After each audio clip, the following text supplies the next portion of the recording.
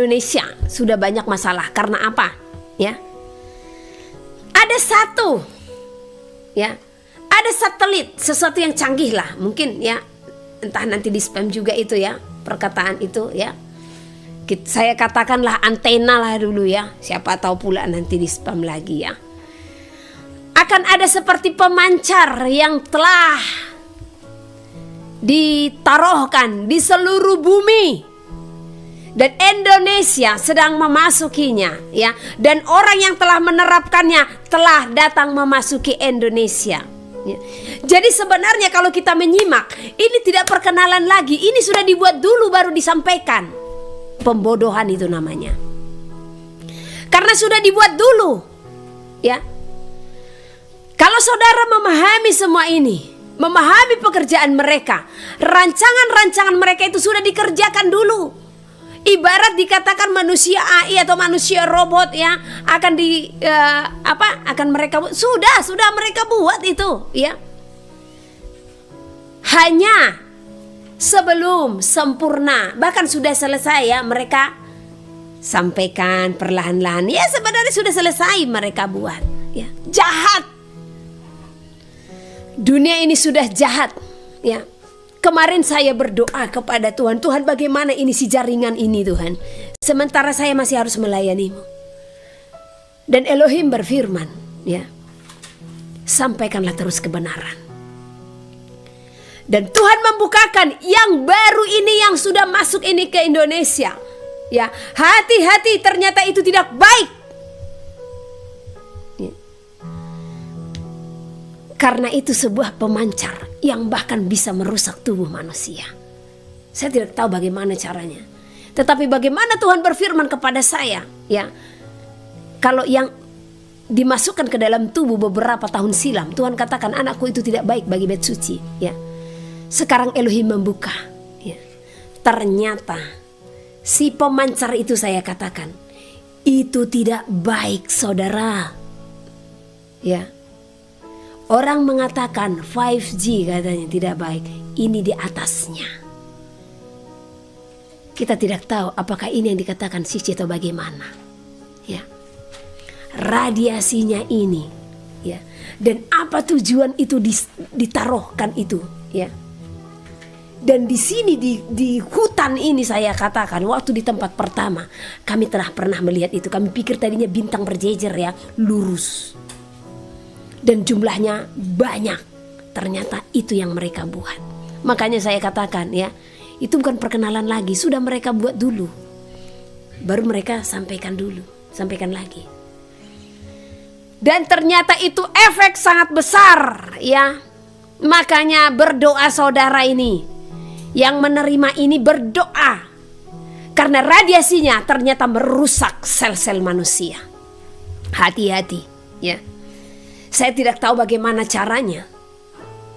Tetapi kalau sudah Elohim yang berfirman ya, tidak akan pernah salah ya.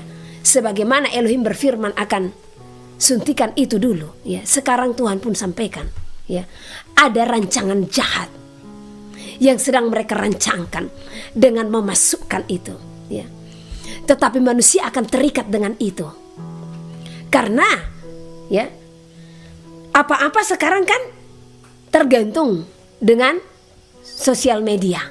Mau jualan, pengembangan bisnis, apapun semua ya. Jadi mereka membuat manusia terikat dengan jaringan internet. Dan setelah manusia terikat dengan jaringan itu ya, mereka juga melakukan rancangan berikutnya. Jahat. Di waktu Tuhan berfirman sekitar 2 hari lalu atau 3 hari lalu ya, saya dibukakan, wow, karena handphone saja ya, yang hanya 4G, radiasinya sudah merusak ya. Saya ingat ada seorang yang dia komplain, dan itu ke bagian nuklir dia komplain ya. Dikatakan, kenapa tidak diperiksa kalau sesungguhnya ya gadget itu radiasinya sangat merusak? Kenapa dikeluarkan? Nah, dan itu videonya sempat viral ya. itu masih 3G sama 4G loh. Ya. Nah, yang sekarang ini apa? Mungkin ini yang 6G. Ya, angka 6-nya kembali dipakai. 4G saja sudah merusak. Ya. Radiasinya sudah tidak pas. Ya. Saya saja sekarang pegang handphone nggak bisa. Ini saya mata pun terbengkalai ya. Pegang handphone sebentar terasa dia. Ya. Saya sampai berpikir apakah memang, karena kan saya selalu buka WA ya. Karena pelayanan live streaming. Jadi saya banyak telepon atau apa. Nah, karena satu sisi ini rasanya tidak sakit dan tidak gatal. Ya. Berbagai pendapat sudah saya lakukan, kompres air hangat apa segala macam. Tapi saya lihat dia bereaksi di saat handphone dekat. Ya. Jadi makanya mohon maaf kalau saya tidak bersegera untuk membalas chat-chat WA saudara, apalagi teleponan, saya batasi sekarang. Ya. Berhubung jaringan pun susah, ya. Karena kalau saya teleponan lewat dari 5 menit terasa, ya. Makanya kalau saudara teleponan tolonglah punya perasaan juga. Karena seringkali saudara kalau teleponan sampai 1 jam, saudara aja yang bicara. Karena saya tidak akan matikan itu. Karena tidak sopan kan. Tapi saya tidak diberikan waktu, ya, untuk jeda. Ya. Kalau hanya mau minta doa silahkan. Tapi kalau untuk cerita panjang lebar ya sampai kemana-mana sampai 1 jam, seringkali saya jadi pendengar jadinya ya. Makanya kadang saya melihat nomor, ya. Berdosa juga jadinya sebenarnya. Saya lihat nomor. Kalau ini nomor yang sering teleponan satu contoh sampai panjang lebar, saya tidak akan angkat. Habis gimana di dalam, apalagi kondisi saya sekarang ya. Nah, saya lagi mengurangi intens ke handphone. Ya, makanya WA itu pun harus saya buka dari laptop jadinya. Karena radiasi handphone lebih keras daripada radiasi laptop. Ya. Nah, jadi ini yang sudah disetujui untuk masuk ke Indonesia. Herannya baru disetujui, tapi alatnya sudah lengkap, sudah ada di Tokopedia. Ada apa ini? Ya. Kan orangnya baru datang toh ke Bali. Tapi semua alatnya sudah lengkap dan sudah ada dijual di Tokopedia. Cepat banget. Ya seharusnya kan perkenalan dulu toh ya. Ini nggak ada perkenalan lagi, langsung to the point. Ya gimana nggak to the point? Karena mereka sudah memasang semuanya, pemancar-pemancarnya. Ya. Makanya di sini kita harus berhikmat sebagai anak-anak Tuhan. Ada apa sih sebenarnya dunia ini sekarang? Kita benar-benar dipermainkan ini. Karena mereka mau merancangkan total kontrol kepada siapa, seluruh umat manusia. Tetapi ini kalau kita hubungkan dengan apa yang tertulis sesuai, ya, orang tidak akan bisa membeli dan menjual tanpa tanda itu. Ya. Tanda itu di mana? Kita tidak tahu seperti apa. Namun sejauh ini yang saya tahu di dahi dan di tangan itu yang kita terima dengan apa? Akal budi yang sehat dan tangan terbuka, ya. Jadi kita harus perhatikan, ya. Dan ini sedang dirancangkan untuk membuat chip, ya. Dan mereka akan menyampaikan kalau sesuatu yang baik yang akan mereka terapkan melalui pemasangan-pemasangan itu, ya. Bayangkan kalau chip itu dipasangkan di otak, jangankan di otak, di tangan saja, ya. Jangankan di tangan. Saudara pernah lihat enggak di luar negeri binatang-binatang yang dipasang tanda chip, ya? Mereka itu keberadaannya pun diketahui. Jadi mau binatang piaraannya hilang, mereka pasti bisa menemukan, ya. Nah, apakah saudara mau dipasangin seperti itu, ya? Apa hidup saudara mau dikontrol oleh manusia? Makanya jangan perkara-perkara BLT saja saudara sudah tunduk, ya. Masa iya sih nyawa saudara bisa dibeli hanya dengan rupiah? Tanpa saudara sadari semuanya itu membuat saudara terikat dalam sistem.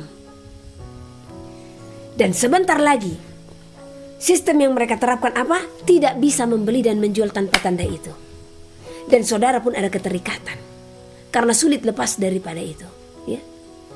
Terbukti, ya. Sekarang kemarin itu banyak ya yang terikat, ya. yang sampai menerima, akhirnya efeknya muncul. Nah besok gimana lagi? Ini rancangan apa lagi nih? Ya, penyakit dimunculkan lagi. Apa ini? Ya. Jadi berhikmatlah dan bijaksanalah, lihat segala musim. Karena di saat engkau melihat segala musim, maka engkau akan memahami. Dan engkau akan tahu bila mana Tuhanmu akan datang. Bila mana Tuhan akan datang segera. Kita melihat segala apa yang sedang terjadi. Ya. Nah, jadi dengarkan semua apa yang kami sampaikan. Karena apa yang kami sampaikan kepada saudara adalah apa yang berasal daripada Roh Kudus. Karena kami tidak akan menyampaikan apa yang berasal dari pemikiran kami. Karena kami takut akan Tuhan. Ya. Kami takut akan Elohim. Karena tujuan hidup kami adalah apa? Kekekalan. Ya. Jadi selagi kita masih diberikan waktu untuk bersua, ya, bertemu di dalam peribadatan ini, selagi si jaringan ini masih bisa, ya, dengarkan berulang-ulang. Karena sebenarnya kalau saudara sadari, ya, sudah semuanya aku beritahukan kepada saudara apa yang Elohim sampaikan, ya. Persatuan tubuh Hamasia. Tuhan tidak mau yang satu dilakukan yang lain diabaikan. Jadi ingat, ya, akan saya ulang kembali. Sebutkan namanya yang kudus.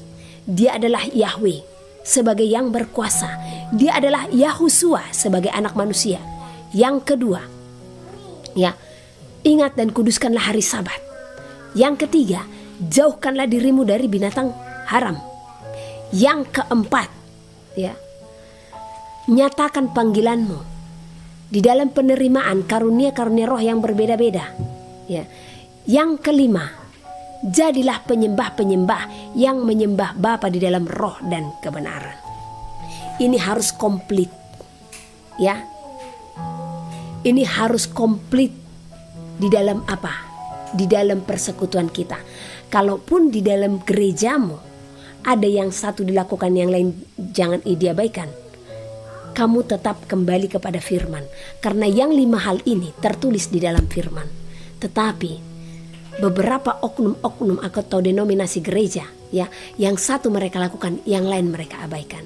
Jadi Tuhan tidak mau yang demikian. Jadi harus sempurna. Saya akan selalu mengingatkan saudara itu, ya.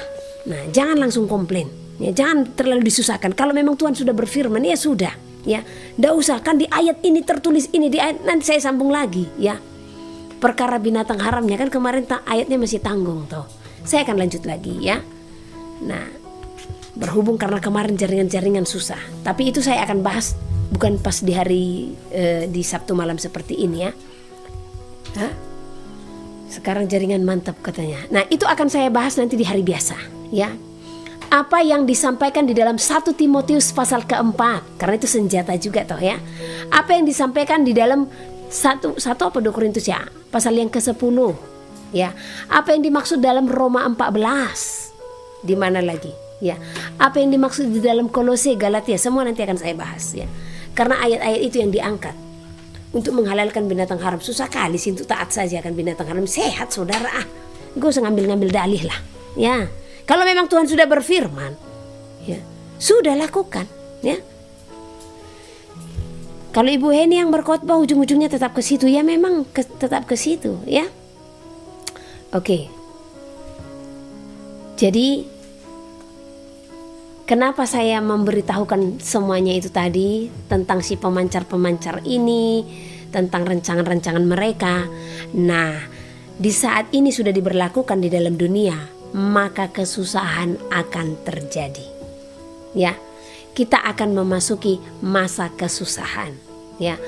Percaya saudara, ya. Seluruh bumi ini akan dikuasai perkara makanan, minuman, ya. Sekarang saya heran, air pun sudah diurusi, ya. Katanya kemarin itu perkara air, tujuannya apa? Menyucikan air katanya. Apa sih menyucikan air? Ketawa kita mendengarnya, ya. Menyucikan air, ya. Ada apa ini sebenarnya? Jadi saya ingat, ya, file yang ditemukan yang tahun 1500 itu, ya.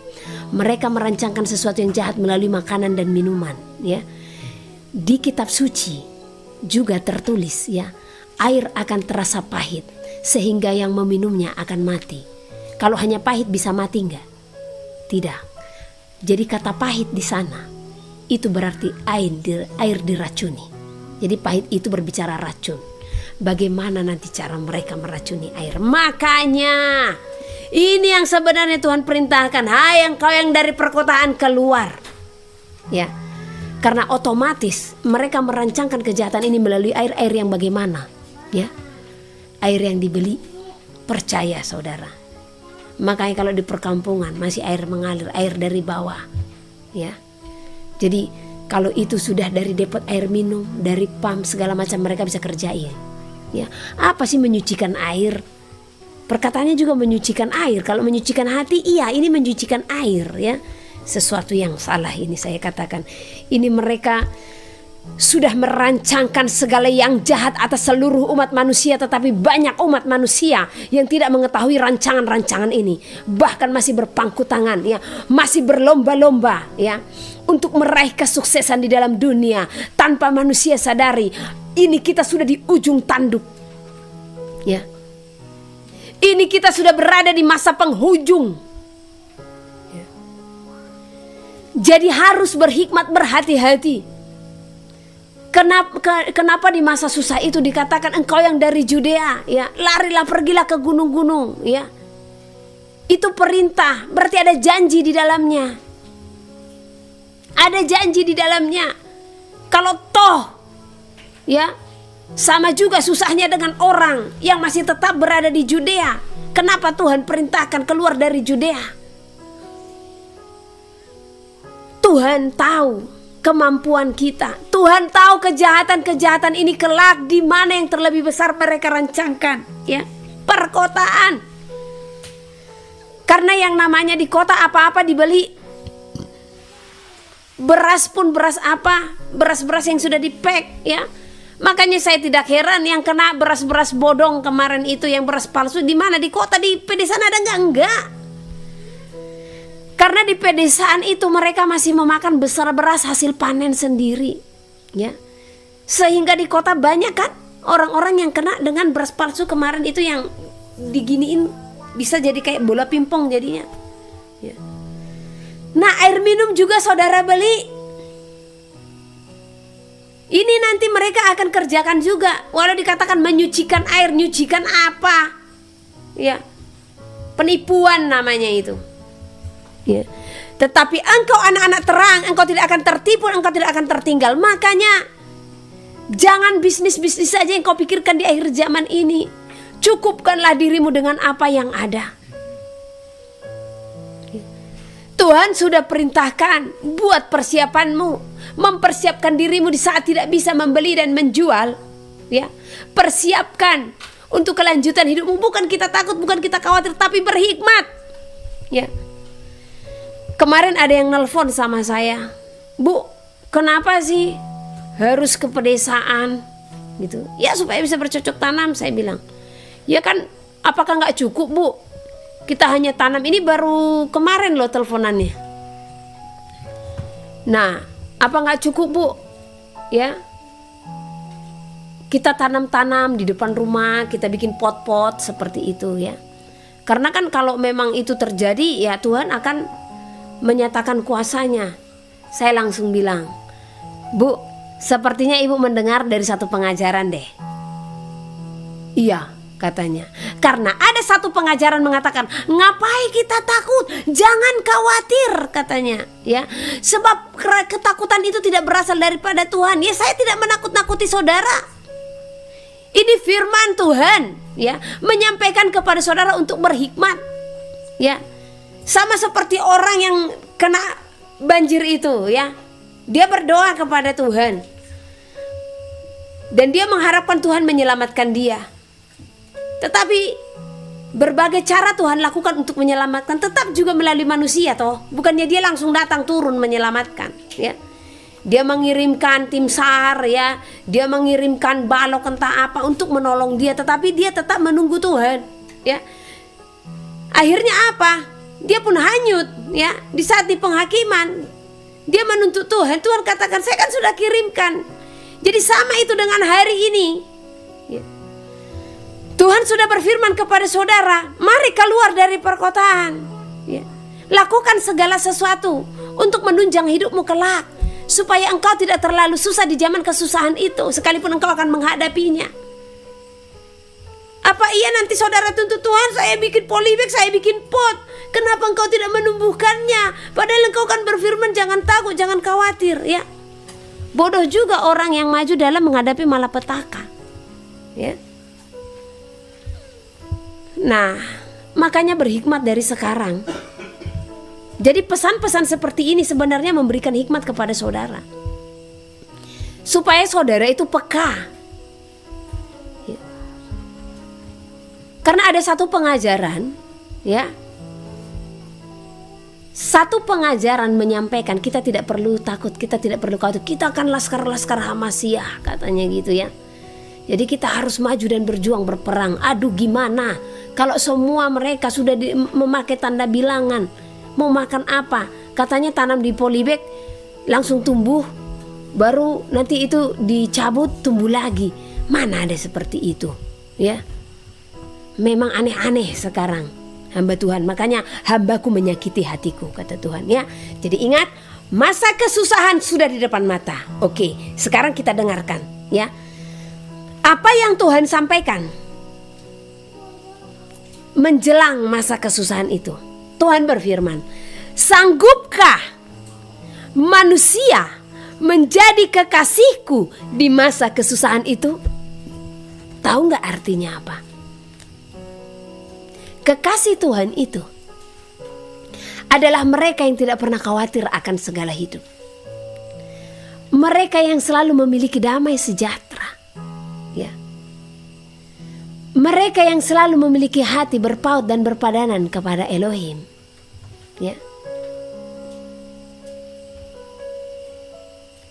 Tuhan bertanya, Tuhan menyampaikan, ya. Elohim menyampaikan, sanggupkah manusia menjadi kekasihku di masa kesusahan itu? Artinya, sanggupkah engkau bertahan tetap memuji dan menyembah Tuhan di masa kesusahan itu? Bisakah engkau berjuang menjadi kekasihnya di masa kesusahan itu?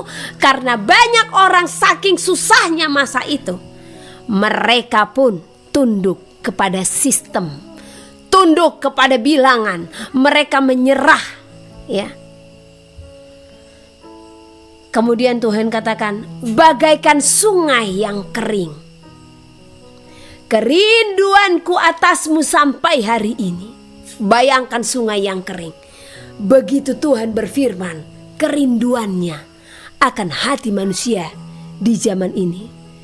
Saya berpikir, aduh, bagaimana sebenarnya hati manusia ini, ya. Seperti apa hati manusia yang sulit kalikah datang kepada Tuhan di zaman ini? Merindukan hatimu yang berseru-seru di dalamku. Jadi bagaikan sungai yang kering, ya. Kerinduan Tuhan atas kita sampai hari ini, dan kerinduan hati Tuhan untuk hati kita yang berseru-seru di dalam Tuhan. Bagaikan sungai yang berhenti mengalir, begitupun hatimu yang engkau berikan bagiku. Tahu kan sungai yang berhenti mengalir, stop, ya, berhenti. Seperti itulah hati manusia tadinya mengalir. Di saat cinta mula-mula, dia datang kepada Tuhan. Tetapi lama kelamaan dia mengalami penderitaan, kesusahan di saat mengikut Tuhan. Dia pun berhenti. Airnya pun tidak ada, kering, habis, ya. Bagaikan surat yang tidak sampai. Elohim memang penuh dengan perumpamaan, ya. Bagaikan surat yang tidak sampai, begitupun firmanku engkau buat bagimu, yang sesungguhnya aku mengirimkan pesan bagimu, supaya aku mendapati engkau bersiap-siap di hari yang kutuliskan bagimu. Kenapa dikatakan bagaikan surat yang tidak sampai? Kalau satu contoh, ada saya mengirim pesan, ya. tolong tunggu saya nanti di pinggir sungai jam 3. Saya kasih surat ini. Nah, di saat saya kasih surat itu, tetapi surat ini tidak sampai, maka orang itu pun tidak akan datang. Ya. Nah, begitu juga firman Elohim diperbuat oleh manusia. Ya.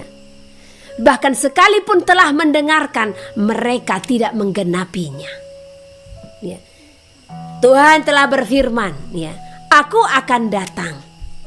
Tetapi manusia tidak datang menghampirinya. Sehingga apa? Tertinggal, ya. Bagaikan surat yang tidak sampai, begitupun firmanku engkau buat bagimu. Yang sesungguhnya aku mengirimkan pesan bagimu, supaya aku mendapati engkau bersiap-siap di hari yang kutuliskan bagimu. Jadi sesungguhnya pesan Tuhan, kumandang-kumandang yang diberikan itu, ya, hanya untuk apa? Memperingatkan kita, supaya kita bersiap-siap di saat hari kedatangannya. Maka aku pun berduka di saat aku menjemputmu. Engkau pun belum mempersiapkan hatimu sampai hari itu. Akankah aku menunggumu saat hari itu telah tiba di hadapanmu? Juga, apakah aku akan membawamu dengan ketidaksiapanmu? Coba, apakah Tuhan akan membawa kita? Atau apakah Tuhan akan menunggu kita di saat Dia sudah datang kita belum siap? Tidak. Ya, karena Dia telah memberitahukan pemberitahuan sebelumnya. Jadi supaya kita hendak bersiap-siap dan berjaga-jaga. Jadi di saat Dia datang, kita didapatinya telah bersiap-siap, ya. Dengarkanlah. Hari itu sungguh seluruh bumi akan melihat kebangkitan orang-orang kudus, ya. Sesuai, ya, dengan yang tertulis, ya. Perjamuanku sudah tiba. Hanya orang-orang yang bersiap-siaplah yang kubawa bersama-sama denganku. Sekali lagi, perjamuanku sudah tiba. Hanya orang-orang yang bersiap-siaplah yang kubawa bersama-sama denganku.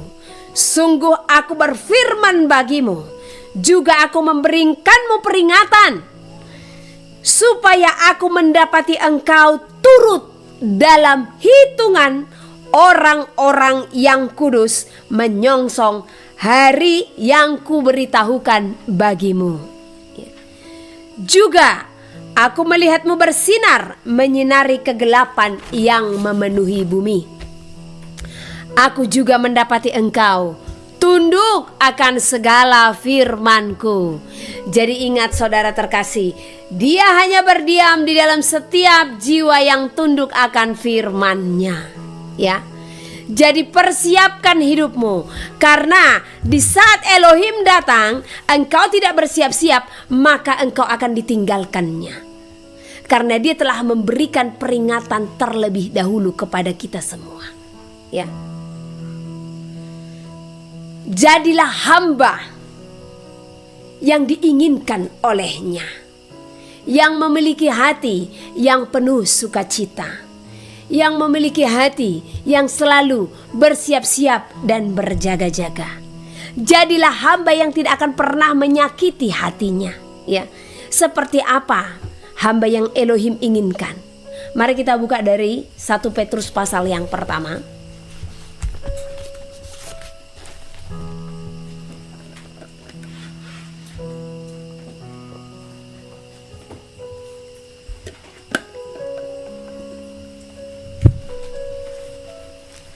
Satu Petrus pasal yang pertama, 1 Petrus pasal yang kedua.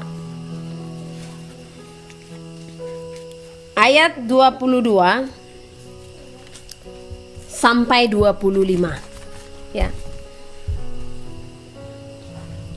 Jadi perikopnya itu memperingati kita, memperingatkan kita supaya kita tidak menjadi hamba yang menyakiti hati Elohim, ya. Ayat 22. 1 Petrus pasal yang kedua ayat 22. Ia tidak berbuat dosa. Siapa ia di sini? Ya, ia di sini adalah anak manusia. Suruh. Ia tidak berbuat dosa, dan tipu tidak ada dalam mulutnya. Jadi hamba yang Tuhan mau tidak berbuat dosa dan tipu tidak ada di dalam mulutnya. Ya. Apa banyak hamba yang memiliki tipu dalam mulutnya? Banyak sekali. Ya. Banyak sekali hamba-hamba yang dikatakan sebagai hamba Elohim, namun masih banyak tipu dalam mulutnya. Ya.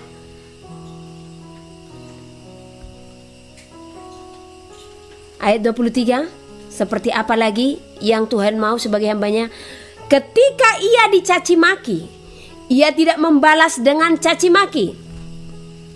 Ketika ia menderita, ia tidak mengancam, tetapi ia menyerahkannya kepada Dia yang menghakimi dengan adil.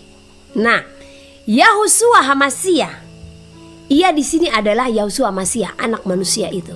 Dia adalah teladan bagi setiap umat manusia, sebagai contoh bagi kita, ya.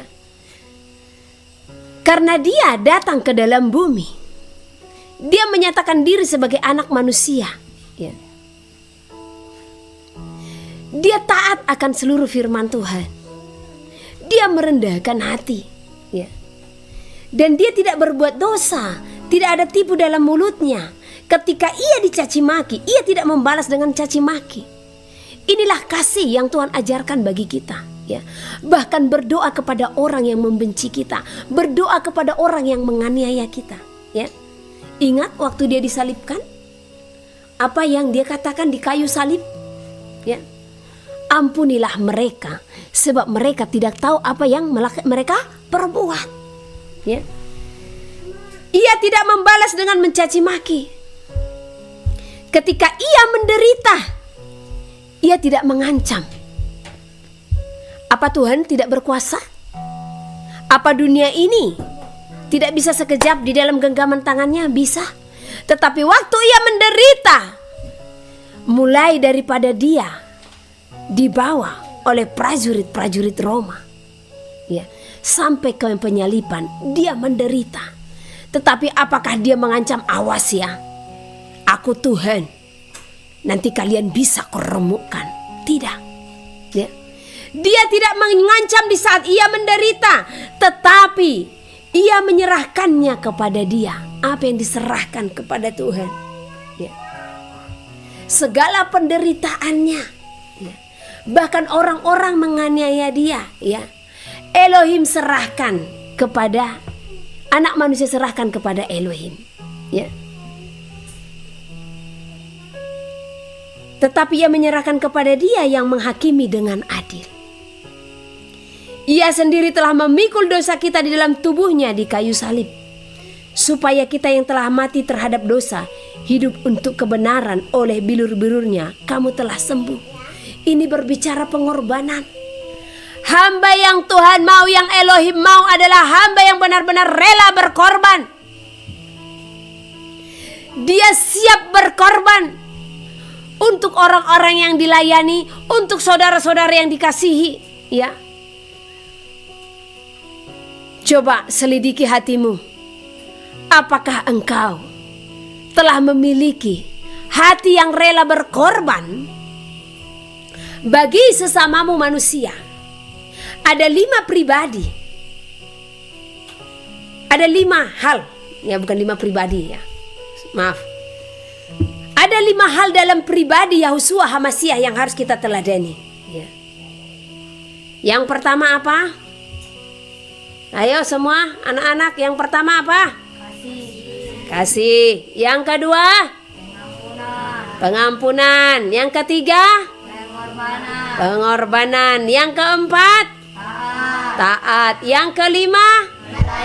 Melayani. Kelima hal ini harus kita kerjakan dalam hidup kita, sebab Elohim, sebab Yahusua telah terlebih dahulu mengerjakannya bagi kita, melakukannya sebagai teladan bagi kita, ya. Dia datang, Dia menjadikan segambar dan serupa dengan kita, ya. Dia datang sebagai anak manusia, ya. Bayi dulu dia, nggak langsung raja, ya. Bahkan selama di bumi dia tidak pernah menunjukkan dia sebagai seorang raja dan dia sebagai seorang Tuhan, ya. Jadi siapa kita sebenarnya yang tidak melakukan kelima hal ini, ya. Ayat ke-25, sebab dahulu kamu sesat seperti domba, tetapi sekarang kamu telah kembali kepada gembala dan pemelihara jiwamu. Jadi di saat kita telah kembali kepada gembala pemelihara jiwa kita, maka hiduplah berpadanan dan berpaut dengan Elohim, ya. Hiduplah seturut dengan firman-Nya. Gambaran-gambaran yang Yahusua HaMasiah telah nyatakan bagi kita sebagai teladan haruslah kita kerjakan, ya. Kita kembali buka dari Efesus pasal yang keempat,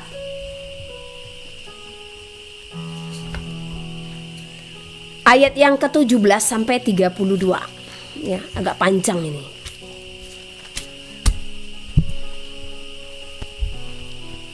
Jadi sebagai hamba yang dikasihinya, yang tidak melukai hatinya, maka kita harus menjadi manusia baru. Seperti apa manusia baru ini, ya? Sebab itu kukatakan dan kutegaskan ini kepadamu di dalam Tuhan, jangan hidup lagi sama seperti orang yang tidak mengenal Elohim dengan pikirannya yang sia-sia dan pengertiannya yang gelap.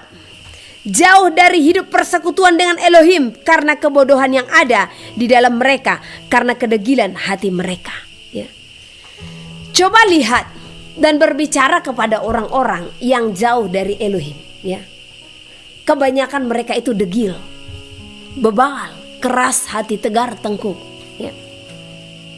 Namun terlebih disayangkan apabila seorang yang katanya mengenal Elohim tetapi masih hidup sama seperti orang yang tidak mengenal Elohim, ya. Itu yang lebih disayangkan, ya.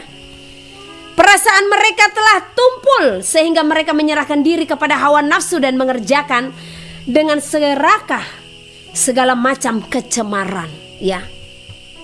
Mengerjakan dengan serakah artinya apa? Mereka leluasa untuk berbuat dosa.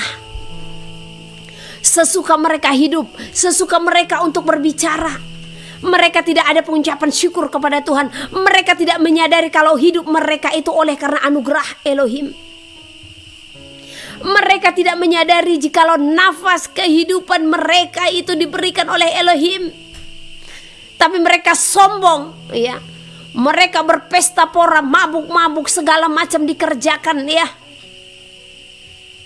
Dan mereka semakin serakah, ya, dengan segala kecemaran. Tetapi kamu bukan demikian. Kamu telah belajar mengenal HaMasiah. Karena kamu telah mendengar tentang Dia dan menerima pengajaran di dalam Dia menurut kebenaran yang nyata di dalam Yahusua, yaitu bahwa kamu berhubung dengan kehidupan yang kamu yang dahulu harus menanggalkan manusia lama yang menemui kebinasaannya oleh nafsunya yang menyesatkan. Jadi di saat kita telah memiliki pengenalan akan HaMasiah dan kita telah memperoleh pengajaran di dalam Dia, ya, menurut kebenaran yang nyata dalam Yahusua, maka kita tidak bisa hidup lagi, ya, seperti manusia lama yang penuh dengan hawa nafsu yang menyesatkan, ya, yang penuh dengan segala kecemaran, yang penuh dengan segala dosa, ya. Supaya kamu dibaharui di dalam roh dan pikiranmu.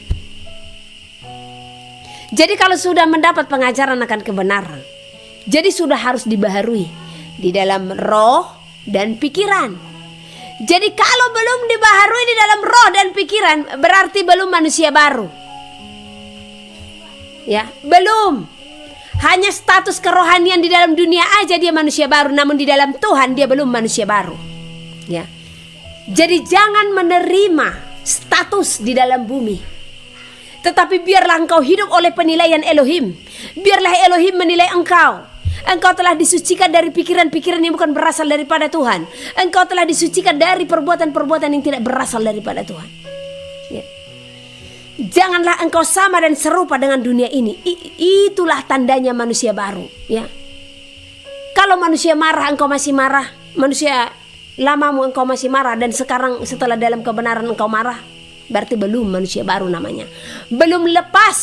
Ya. Di saat di dalam manusia lamamu kekesalan itu ada pada dirimu, ya.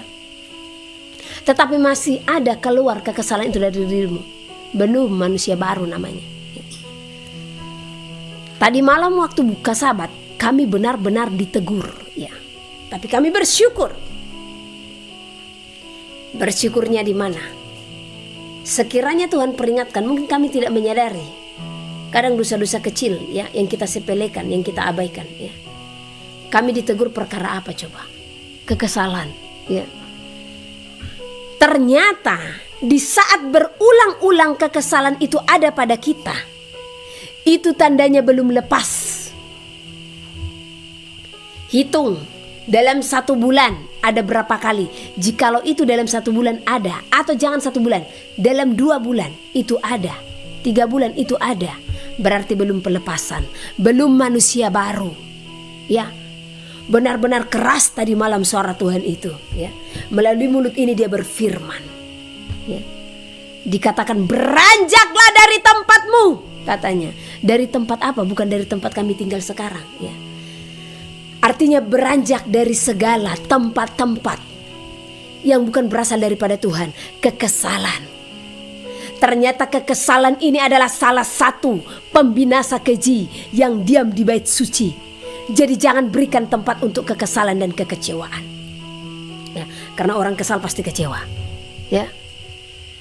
Jadi Tuhan bukakan, ternyata ada, ya, yang masih belum lepas dari kekesalan ini, ya. Walaupun itu hal-hal kecil, sampai saya katakan mungkin ada anak, satu contoh gak cocok dengan pikiranmu, kau pun kesal, ya. Gak bisa, seperti itu gak bisa. Harus dilawan, harus dibuang. Jadi kalau itu masih berulang-ulang, ya, hari ini kesal, ya, aman dulu dalam sebulan. Bulan depan kesal, ya, aman lagi dalam sebulan. Bulan depannya lagi kesal. Oh, itu belum lepas namanya. Itu belum manusia baru. Itu namanya menyia-nyiakan baptisan yang telah engkau terima. Ya. Bukan berarti saya menyuruh saudara untuk dibaptis ulang, enggak. Tetapi nyatakan kuasa dalam baptisanmu. Supaya apa? Supaya kelihatan, ya, supaya terbukti di saat engkau dibaptis, engkau lahir baru, engkau menjadi manusia baru. Dengan apa? Tidak hidup seperti manusia lamamu, ya. Di saat manusia lamamu ada kekesalan, jangan engkau bawa di saat engkau menjadi manusia baru. Tetapi adakan pendamaian di dalam hatimu. Jadi sebagai saudara seiman harus ada damai sejahtera, sehati, sepikir, sejiwa. Itu jemaat mula-mula, ya. Jadi dari sekarang, ya, siapapun kita, kalau masih memelihara kekesalan, kemarahan, ketersinggungan, buang, ya. Doa pelepasan malam ini, ya. Doa pelepasan gak mesti ada hamba Tuhan di depan saudara. Bisa kok saudara langsung kepada Tuhan. Sadari semua itu. Jikalau kekesalan itu bisa menghalangimu untuk ikut dalam pengangkatan, bisa menjadikanmu tertinggal, karena setitik noda akan mencemari jubahmu. Setitik noda akan menghalangi engkau untuk ikut dalam pesta perjamuan, ya. Satu contoh nih, saya pakai baju putih nih. Kalau ada setitik noda, jangankan setitik, ada pun satu lingkar noda di bajuku ini, apakah saya masih layak untuk pergi ke pesta di bumi ini? Layak toh? Ya, bisa kan? Tapi di dalam Tuhan, jangankan yang satu lingkaran seperti ini, satu titik pun Tuhan lihat. Ya, Tuhan selidiki. Hei engkau, masih ada kekesalan dalam dirimu yang kau pelihara, yang tidak engkau lepaskan, maka engkau tidak layak untuk masuk ke dalam pesta perjamuanku. Aduh, sakit banget. Padahal kita sudah taat persepuluhan, kita sudah berbahasa roh, kita sudah bernyanyi menyembah, ya, kita sudah menyatakan sosial kepada mereka yang berkekurangan, ya, apalagi segala macam, ya. Tetapi kita terhalang hanya karena kekesalan, ya. Itu sama dengan apa? Orang-orang yang diberikan undang, akhirnya siapa yang datang ke pesta perjamuan? Orang-orang yang di pinggir jalan toh, ya.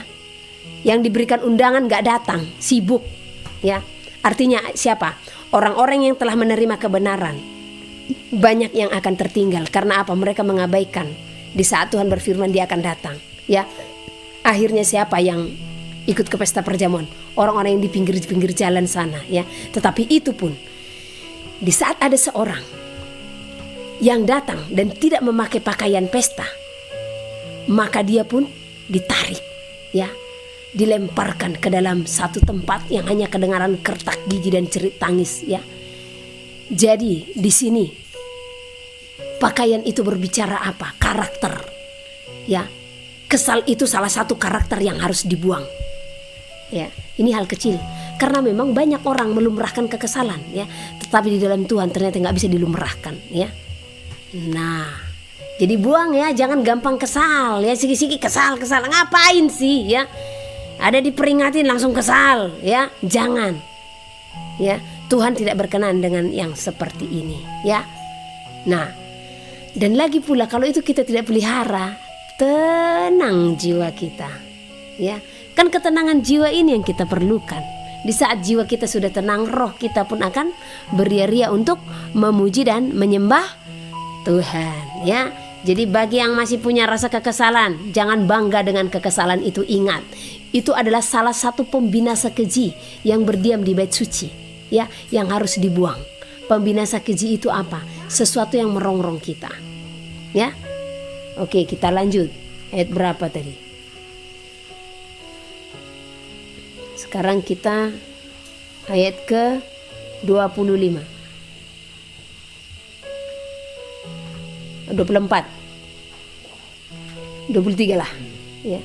Supaya kamu dibaharui di dalam roh dan pikiranmu, dan mengenakan manusia baru yang telah diciptakan menurut kehendak Elohim, dan di dalam kebenaran dan kekudusan yang sesungguhnya, dan mengenakan manusia baru. Jadi di saat kita dibaharui, ya, di dalam roh dan pikiran kita, kita pun mengenakan manusia baru yang telah diciptakan menurut kehendak Elohim di dalam kebenaran dan kekudusan yang sesungguhnya.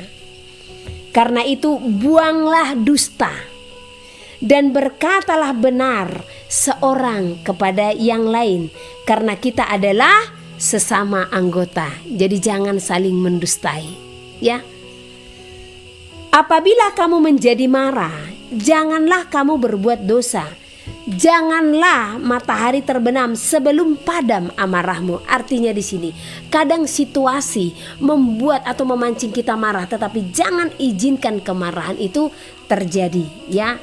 Namun kita harus menguasai hati, ya, dan harus benar-benar pemberesan, ya.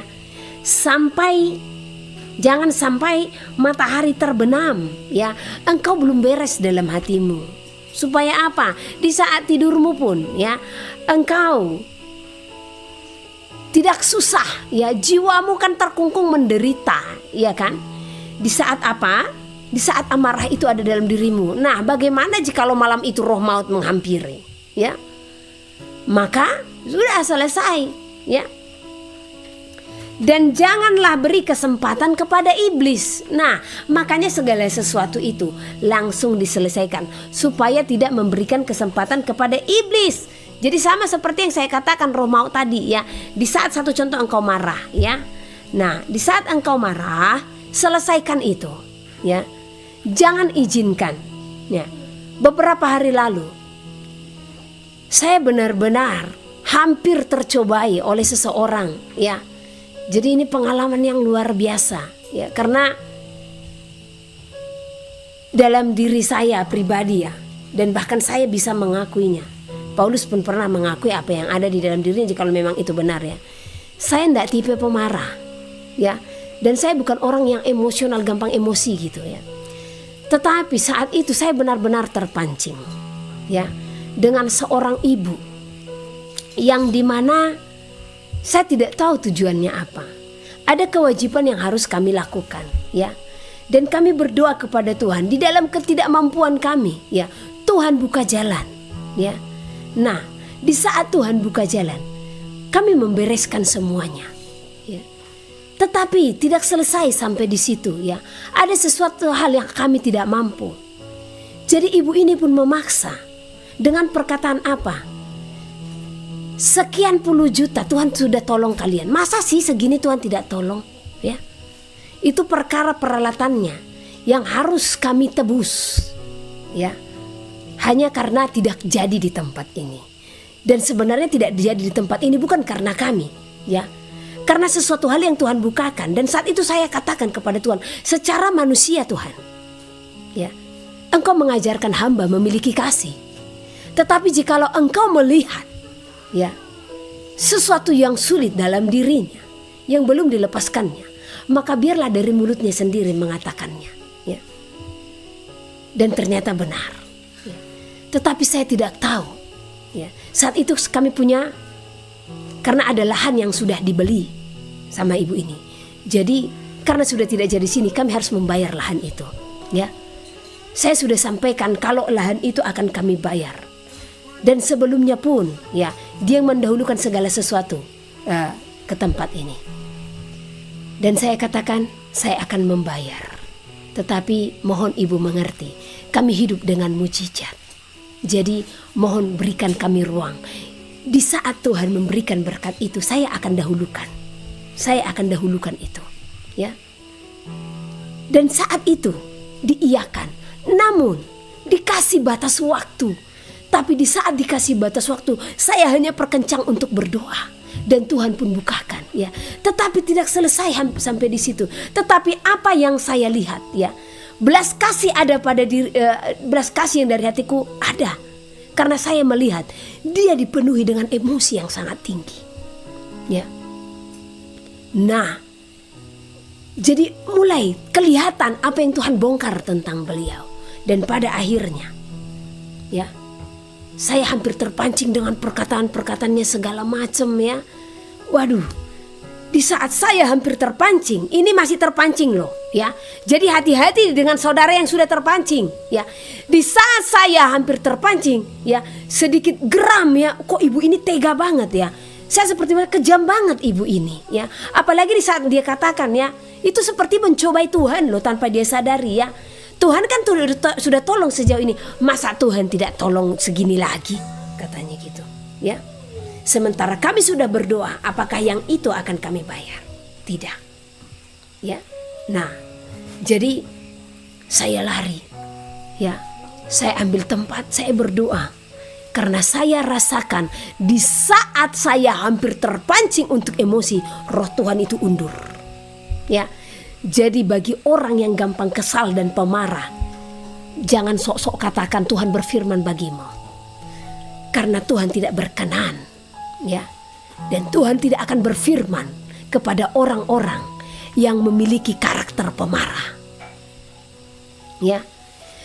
Karena di saat saya terpancing seperti hendak marah gitu, ya. Nah, saya sudah sempat buat kalimat terserah ibu lah, ya. Tetapi di situ saya sudah terpancing, langsung saya hapus. Saya berdoa kepada Tuhan. Saat saya berdoa, Tuhan tolong saya Tuhan. Sakit rasanya, susah rasanya saya di saat emosi itu mulai ada di hati, ya.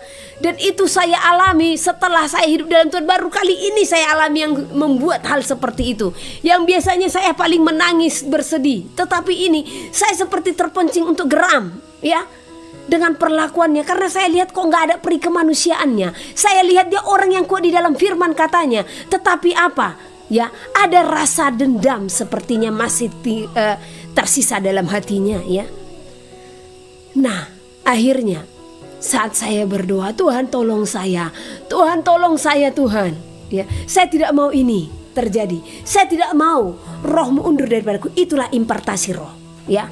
Di dalam dirinya ada emosional yang tinggi. Makanya hati-hati. Saya selalu bilang kepada saudara, mendengarkan khotbah siapapun, saudara harus hati-hati.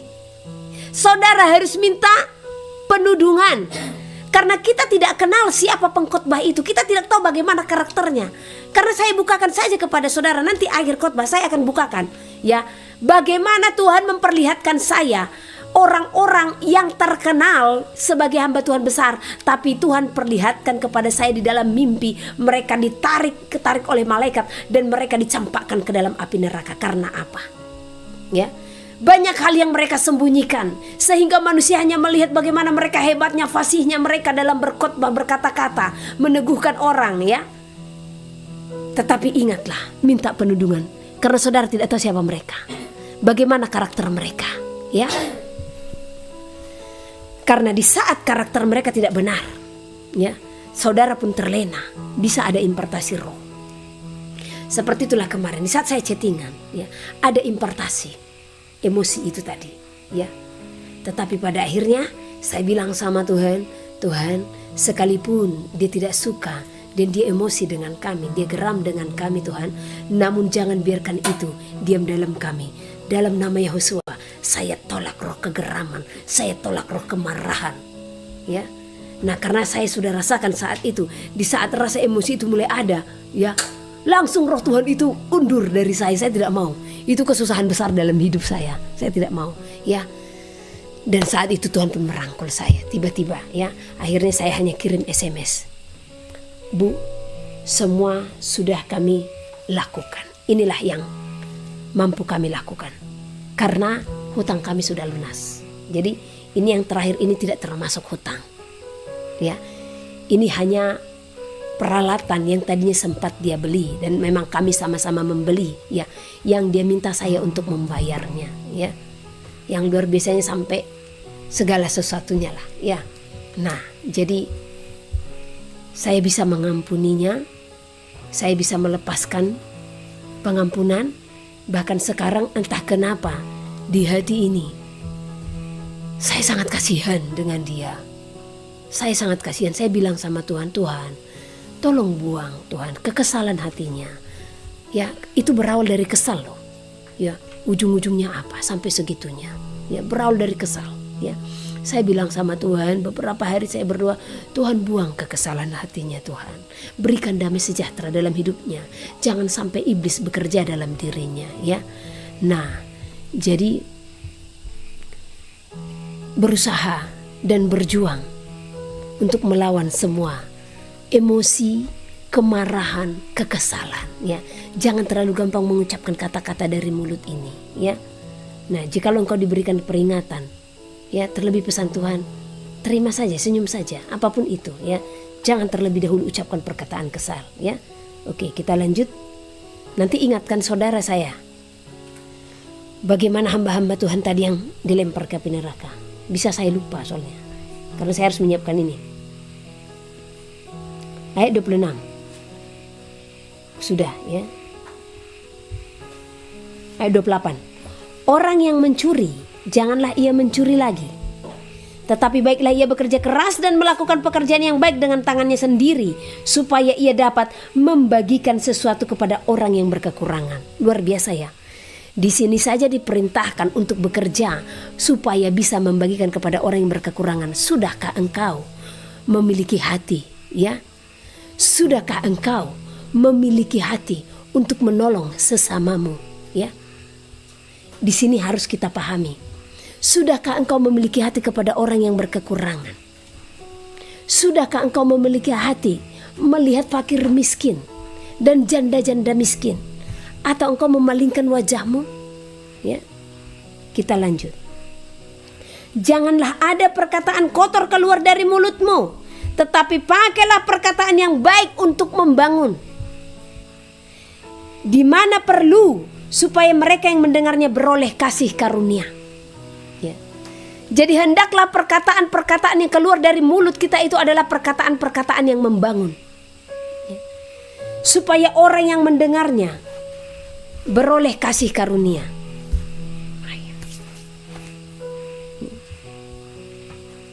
Dan janganlah kamu mendukakan Roh Kudus yang telah memateraikan kamu menjelang hari penyelamatan.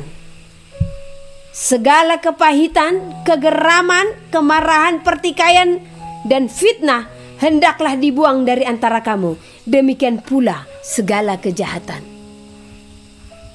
Sekali lagi, segala kepahitan, kegeraman, kemarahan, pertikaian, dan fitnah hendaklah dibuang dari antara kamu. Demikian pula segala kejahatan. Jadi kita harus membuang segala kepahitan. Ya, jangan pelihara itu. Ya, ini akar dari segala sakit penyakit ini. Ya, kepahitan sebenarnya berawal dari apa coba? Kesal. Habis kesal kecewa. Habis kecewa marah. Habis marah apa? Kepahitan. Ya. Makanya di saat kesal buang langsung segera, ya. Tetapi hendaklah kamu ramah seorang terhadap yang lain, penuh kasih mesra dan saling mengampuni, sebagaimana Elohim di dalam Hamasya telah mengampuni kamu. Ya. Jadi bagaimana hamba yang Tuhan kasihi, bagaimana hamba yang tidak menyakiti hati Elohim seperti ini tadi, yang membuang segala kepahitan, kegeraman, ya, yang melepaskan diri dari segala dosa. Dan seperti apa hamba yang menyakiti hatinya. Karena tadi waktu Elohim berfirman, hambaku menyakiti hatiku, katanya. Kenapa Elohim berfirman seperti itu? Ya, karena banyak kita yang sudah mengetahui kebenaran, tetapi kita berulang-ulang melakukan segala sesuatu yang jahat di mata Tuhan, ya. Dan yang terlebih menyakiti hati Elohim siapa? Mereka yang menyatakan diri sebagai hamba Elohim, yang dipercayakan berdiri untuk menyerukan firman-Nya. Sangat banyak mereka yang menyakiti hati Elohim, karena mereka banyak yang telah mencuri kemuliaan Tuhan, ya. Beberapa tahun lalu saya bermimpi ada beberapa hamba Tuhan, ya, yang sudah cukup terkenal. Tetapi saat itu waktu saya bermimpi, saya belum kenal mereka dalamnya, masih baru-baru saya hidup di dalam Tuhan, ya. Nah, jadi saat itu saya melihat malaikat menyeret mereka dan melemparkan mereka, ya, ke dalam api, ya. Saya heran karena setahu saya mereka ini adalah hamba-hamba yang luar biasa, ya. Tetapi bagaimana mereka bisa masuk ke dalam itu? Bagaimana mereka bisa?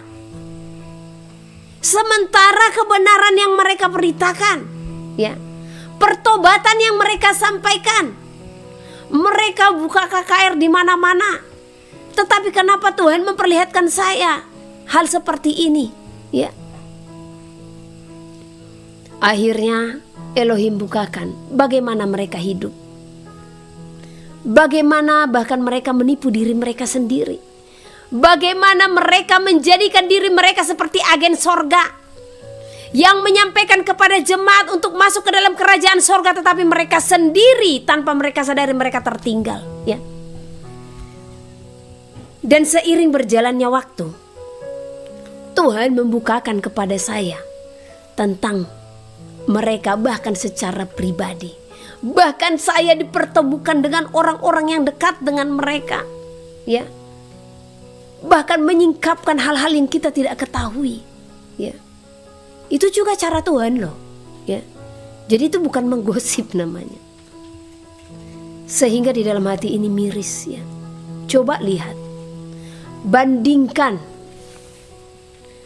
anak manusia atau Yahusua Hamasya, bandingkan mereka dengan yang dikatakan hamba Elohim di zaman ini, ya. Elohim itu raja, ya. Dia datang ke dalam manusia sebagai anak manusia. Bahkan dia datang menyetarakan dirinya dengan kita, padahal dia adalah raja. Dia adalah Tuhan. Bahkan dia tidak menyetarakan dirinya kepada ahli-ahli Taurat.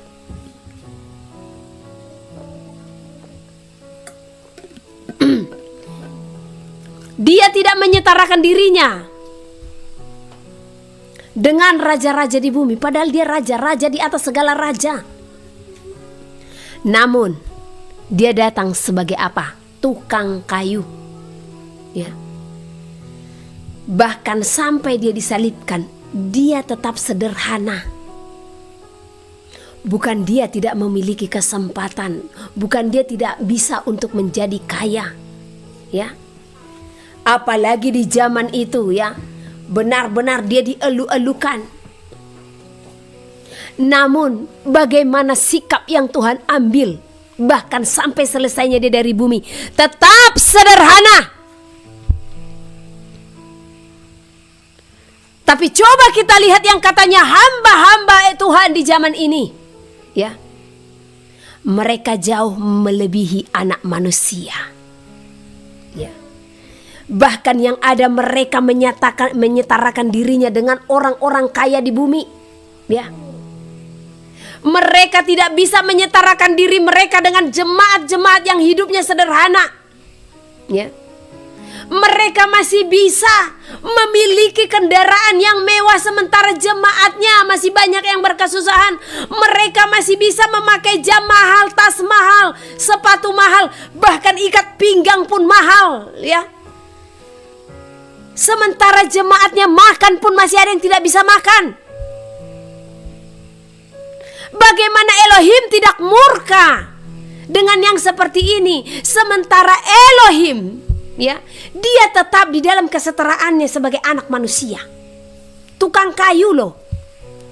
Jadi seharusnya gembala-gembala di bumi yang dipercayakan olehnya harus bisa menyetarakan diri untuk sama dengan jemaat, bukan sama dengan jemaat kaya.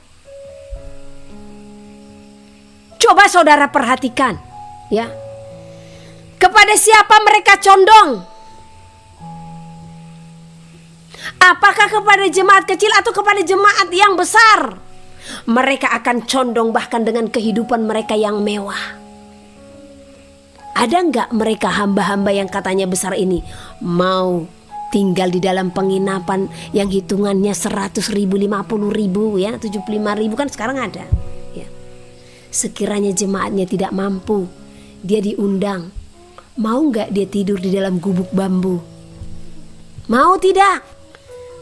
Berjalan aja mereka harus dikawal, ya.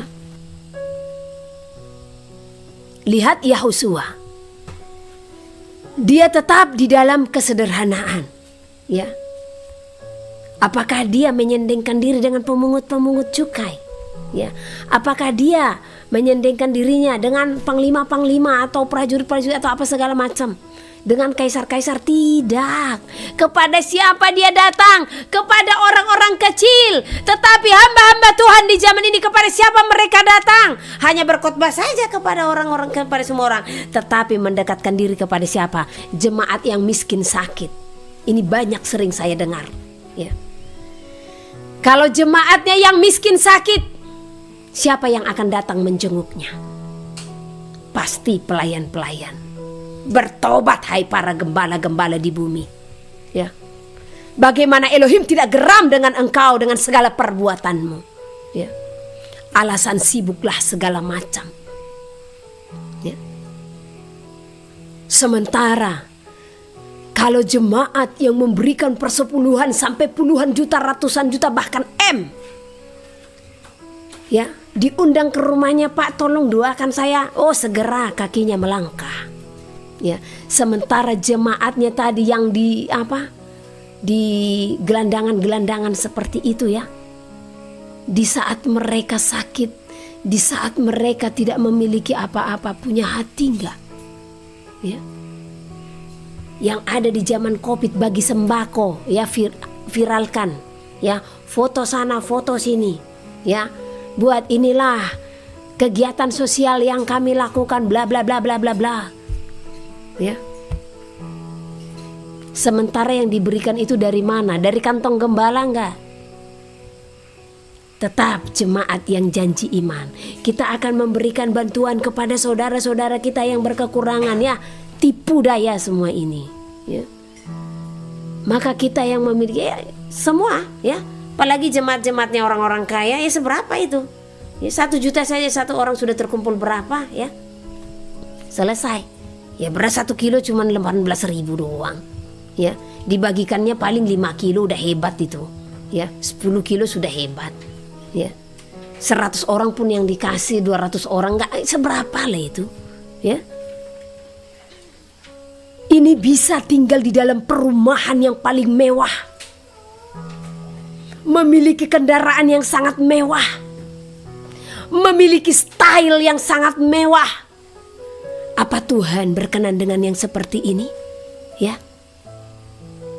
Ini hamba Tuhan sudah seperti artis, benar. Karena memang mereka sudah menjadikan diri mereka seperti artis. Mereka pun sudah mau tenar dan terkenal. Ya. Apa ini yang disebut sebagai hamba Tuhan? Ya, inilah yang disebut sebagai hamba yang menyakiti hati Tuhan. Ya. Yang tidak bisa melihat mereka yang kecil. Lihat Elohim di saat dia ada di dalam dunia ini, ya. Dia datang kepada orang-orang kecil, ya, menyembuhkan mereka yang sakit, ya. Lihat enggak? Ya. Orang buta, peminta-minta, kepada itu dia datang. Tapi siapa saudara yang katanya gembala tapi tidak bisa memiliki hati seperti itu? Berarti tidak sama dengan Elohim. Masih bisa duduk di mobil mewah sementara jemaatmu berkekurangan, ya sudah. Pangkas mobilmu itu. Ya. Yang mobilmu 1M pangkas. Beli yang 500 juta. Oh, udah hebat itu, ya. 500-nya ini pergi ke pemulung-pemulung, pergi ke jemaat-jemaat kecil. Dukung mereka, bantu mereka, bisa enggak? Engkau punya uang di ATM. Ya. Bahkan miliaran. Saya yakin dan percaya itu yang katanya hamba-hamba Tuhan, ya, yang terkenal pasti punya deposit, pasti punya uang di ATM, ya, yang hitungannya ratusan dan miliaran, ya. Di saat hitungannya ratusan dan miliaran, sudah keluarkan itu untuk makan dan minum, percaya Tuhan pelihara. Apa iya kamu masih bisa mempertahankan uang di ATM-mu sementara banyak jemaat-jemaatmu yang membutuhkan pertolongan? Jahat. Itulah yang dikatakan penjahat di hadapan Tuhan, ya. Pangkas rumahmu. Engkau yang tinggal di perumahan mewah, lihat Elohim, dia tinggal di mana? Apakah itu tidak cukup jadi gambaran, jadi teladan bagimu? Siapa engkau yang hanya manusia, ya, yang telah berdosa, ya. Engkau menjadikan hidupmu lebih hebat daripada anak manusia di saat dia ada di dalam bumi. Elohim memberikan hati kepada orang-orang kecil, tetapi engkau tidak memberikan hati, ya. Jadi di saat ada seorang bernubuat kepada saya, Bu, katanya, saya tidak kenal ibu ini. Dia lihat saya. Dia katakan, ibu tidak akan kaya. Ibu akan tetap seperti ini. Namun Tuhan akan mencukupkan. Karena Tuhan mau ibu tetap menjadi sahabatnya. Saya aminkan langsung. Tidak perlu saya kaya. Tidak perlu saya pakai jam ratusan puluhan juta. Tidak perlu saya pakai baju jutaan. Ya. Kalau saya tidak bisa menjadi sahabat Elohim. Kalau saya hanya menyampaikan pintar dalam Taurat ini, tidak penting bagiku. Ya. Yang penting bagiku, saya berkenan di hadapannya. Saya bisa mencurahkan isi hatiku kepada Tuhan.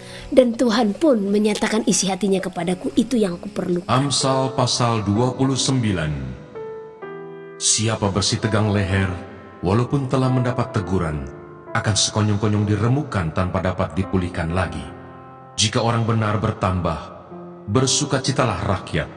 Tetapi jika orang fasik memerintah, berkeluh kesahlah rakyat. Orang yang mencintai hikmat, menggembirakan ayahnya. Tetapi siapa yang bergaul dengan pelacur, memboroskan harta. Dengan keadilan seorang raja menegakkan negerinya, tetapi orang yang memungut banyak pajak meruntuhkannya. Orang yang menjilat sesamanya membentangkan jerat di depan kakinya. Orang yang jahat terjerat oleh pelanggarannya, tetapi orang benar akan bersorak dan bersukacita. Orang benar mengetahui hak orang lemah, tetapi orang fasik tidak mengertinya. Pencemooh mengacaukan kota, tetapi orang bijak meredakan amarah. Jika orang bijak berperkara dengan orang bodoh ini mengamuk dan tertawa, sehingga tak ada ketenangan. Orang yang haus akan darah membenci orang saleh, tetapi orang yang jujur mencari keselamatannya. Orang bebal melampiaskan seluruh amarahnya, tetapi orang bijak akhirnya meredakannya. Kalau pemerintah memperhatikan kebohongan, semua pegawainya menjadi fasik. Si miskin dan si penindas bertemu, dan Tuhan membuat mata kedua orang itu bersinar. Raja yang menghakimi orang lemah dengan adil, tahtanya tetap kokoh untuk selama-lamanya. Tongkat dan teguran mendatangkan hikmat, tetapi anak yang dibiarkan mempermalukan ibunya. Jika orang fasik bertambah, bertambahlah pula pelanggaran, tetapi orang benar akan melihat keruntuhan mereka.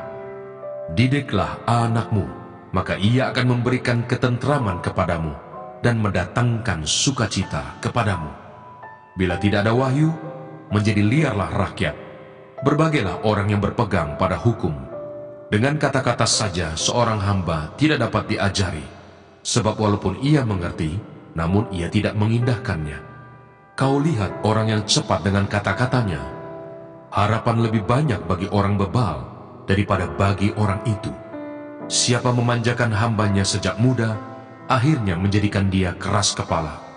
Si pemarah menimbulkan pertengkaran, dan orang yang lekas gusar banyak pelanggarannya. Keangkuhan merendahkan orang, tetapi orang yang rendah hati menerima pujian. Siapa menerima bagian dari pencuri, membenci dirinya. Didengarnya kutuk, tetapi tidak diberitahukannya. Takut kepada orang mendatangkan jerat, tetapi siapa percaya kepada Tuhan, dilindungi. Banyak orang mencari muka pada pemerintah, tetapi dari Tuhan orang menerima keadilan. Orang bodoh adalah kekejian bagi orang benar. Orang yang jujur jalannya adalah kekejian bagi orang fasik. Amsal pasal 30. Perkataan-perkataan Agur bin Yake. Perkataan Agur bin Yake dari Masa. Tutur kata orang itu, aku berlelah-lelah ya Allah, aku berlelah-lelah sampai habis tenagaku, sebab aku ini lebih bodoh daripada orang lain. Pengertian manusia tidak ada padaku, juga tidak kupelajari hikmat, sehingga tidak dapat kukenal yang Maha Kudus. Siapakah yang naik ke surga lalu turun? Siapakah yang telah mengumpulkan angin dalam genggamnya? Siapakah yang telah membungkus air dengan kain? Siapakah yang telah menetapkan segala ujung bumi? Siapa namanya dan siapa nama anaknya? Engkau tentu tahu. Semua firman Allah adalah murni. Ia adalah perisai bagi orang-orang yang berlindung padanya. Jangan menambahi firman-Nya, supaya engkau tidak ditegurnya dan dianggap pendusta. Dua hal aku mohon kepadamu, jangan itu kau tolak sebelum aku mati, yakni, jauhkanlah daripadaku kecurangan dan kebohongan. Jangan berikan kepadaku kemiskinan atau kekayaan. Biarkanlah aku menikmati makanan yang menjadi bagianku, supaya kalau aku kenyang, aku tidak menyangkalmu dan berkata, siapa Tuhan itu? Atau kalau aku miskin, aku mencuri dan mencemarkan nama Allahku. Jangan mencerca seorang hamba pada tuannya, supaya jangan ia mengutuki engkau, dan engkau harus menanggung kesalahan itu. Ada keturunan yang mengutuki ayahnya dan tidak memberkati ibunya. Ada keturunan yang menganggap dirinya tahir, tetapi belum dibasuh dari kotorannya sendiri. Ada keturunan yang berpandangan angkuh, yang terangkat kelopak matanya. Ada keturunan yang giginya adalah pedang, yang gigi geliginya adalah pisau, untuk memakan habis dari bumi orang-orang yang tertindas, orang-orang yang miskin di antara manusia. Si lintah mempunyai 2 anak perempuan, untukku dan untukku. Ada 3 hal yang tak akan kenyang. Ada 4 hal yang tak pernah berkata cukup. dunia orang mati dan rahim yang mandul, dan bumi yang tidak pernah puas dengan air, dan api yang tidak pernah berkata cukup. Mata yang mengolok-olok ayah dan enggan mendengarkan ibu akan dipatuk gagak lembah dan dimakan anak Raja Wali. Ada 3 hal yang mengherankan aku, bahkan ada 4 hal yang tidak ku mengerti. Jalan Raja Wali di udara, jalan ular di atas cadas, jalan kapal di tengah-tengah laut, dan jalan seorang laki-laki dengan seorang gadis. Inilah jalan perempuan yang berzina. Ia makan, lalu menyeka mulutnya dan berkata, "Aku tidak berbuat jahat." Karena 3 hal bumi gemetar, bahkan karena 4 hal ia tidak dapat tahan. Karena seorang hamba, kalau ia menjadi raja, karena seorang bebal, kalau ia kekenyangan makan, karena seorang wanita yang tidak disukai orang, kalau ia mendapat suami, dan karena seorang hamba perempuan, kalau ia mendesak kedudukan nyonyanya. Ada 4 binatang yang terkecil di bumi, tetapi yang sangat cekatan. Semut, bangsa yang tidak kuat, tetapi yang menyediakan makanannya di musim panas. Pelanduk, bangsa yang lemah, tetapi yang membuat rumahnya di bukit batu. Belalang, yang tidak mempunyai raja, namun semuanya berbaris dengan teratur. Cicak yang dapat kau tangkap dengan tangan, tetapi yang juga ada di istana-istana raja. Ada 3 binatang yang gagah langkahnya, bahkan 4 hal yang gagah jalannya, yakni singa yang terkuat di antara binatang, yang tidak mundur terhadap apapun, ayam jantan yang angkuh atau kambing jantan, dan seorang raja yang berjalan di depan rakyatnya. Bila engkau menyombongkan diri, tanpa atau dengan berpikir, tekapkanlah tangan pada mulut, sebab kalau susu ditekan, mentega dihasilkan, dan kalau hidung ditekan, darah keluar, dan kalau kemarahan ditekan, pertengkaran timbul.